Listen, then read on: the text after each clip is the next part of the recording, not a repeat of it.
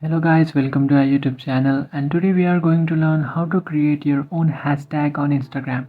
So if you want to create your own hashtags on Instagram, what you have to do is first of all open up your Instagram application, and after opening your Instagram application just tap on the profile icon which is on the bottom right, and now you have to tap on the plus icon which is on the top right, and now you have to tap on post.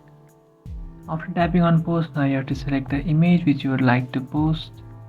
After selecting the image, just tap on next, and after tapping on next, now you can edit your picture, and after editing your picture just tap on next.